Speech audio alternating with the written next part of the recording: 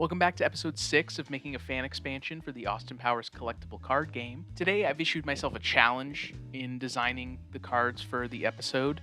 But before I talk about the cards that I designed and the challenge I set for myself, we need to talk a little bit about other card games. Specifically, I want to talk about Magic the Gathering and its competitive gameplay formats. There are a lot of different ways to play Magic the Gathering, and some ways are officially supported by the company that makes it, Wizards of the Coast.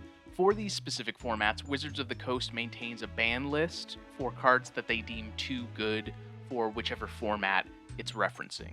Recently, in the modern format for Magic the Gathering, I won't go into what that means at all, there was a card called Nadu Winged Wisdom that got banned. I'm not going to go into the minutia of how the combo worked, but essentially, it worked with another older card from a long time ago and allowed you to essentially draw every single card in your whole deck in one turn.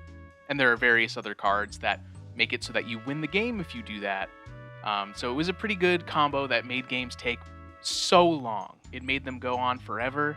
It was really boring. So they banned that card. And over the years, in every other format, there have been many other stories like this of cards that have come out.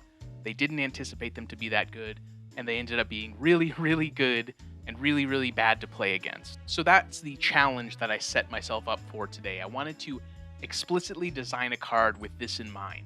Imagining a world where there is a competitive Austin Powers card game scene, imagining a world where there is an active ban list that is being maintained, and designing a card that would come out of nowhere and be really good and potentially be ban-worthy in a competitive scene. This was sort of a difficult task for myself because I didn't want to explicitly design it being really, really good.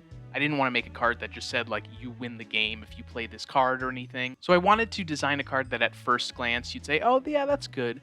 And then at second glance, when you really think about it, you say, okay, now I'm kind of thinking of some ways where this is kind of too good of a card. And I think I've done it. I think I've designed technically 2 cards that fit this criteria. I made 2 specifically because I wanted one in each faction, one good card, one evil card. I didn't want to make one faction any more powerful than the other. The good version of the card is called Twins. The first ability, they're both swinger cards. The first ability allows you to draw up to 8 cards at the end of your turn rather than 6 cards, giving you a little more card advantage next turn. Pretty good. The evil version is called Chocolate. The first ability on this swinger card says that you can put it on the table, and then anytime an opponent's agent is discarded, you can discard that card from the table to create a copy of the card that they just discarded. So making it kind of like a clone of their agent that just got discarded. But these are not the ban-worthy abilities for these cards. You can see the bottom 2 abilities of these cards are the same. You play them on the table. They're an active ability that's always happening, as long as you have the vibes to play them, which you probably will. It's kind of a low vibe cost. And they both say double all happening effects if applicable. So happening cards are, if you don't remember, the red cards where you do a little mini game where if you're a good player, you'll put up a peace sign. If you're an evil player, you'll put up a pinky smirk. And then whoever does it last around the table, whoever's the last one to notice that you're doing this, they get some sort of bad effect that happens to them.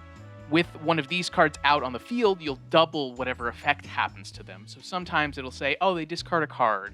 So if you have Twins out or if you have Chocolate out, it will discard 2 cards rather than just 1 card. Pretty good, but not crazy. But if you think about it for a little longer, you could technically have multiple copies of these cards in your deck and potentially multiple copies of them out on the table, setting you up for a turn where you play a happening card that says something like discard a scored card or discard an agent they have on the table, potentially making them discard every single card that they've scored this game, potentially setting them back to 0. This could really swing the game in your favor if you set it up correctly. Someone could be on the brink of winning the game, the brink of getting 100 points, and you play something like a card that would make them, like I said, discard scored cards, and then take them down from 80 points to 0 points with 1 play. I'm going to play test with these a little bit, see how good they are, and like I said, if there was a competitive Austin Powers card game circuit, maybe these cards would get a ban. I don't know. But that's what I've designed today, is these 2 cards. Let me know what you think about them, and we'll talk next time.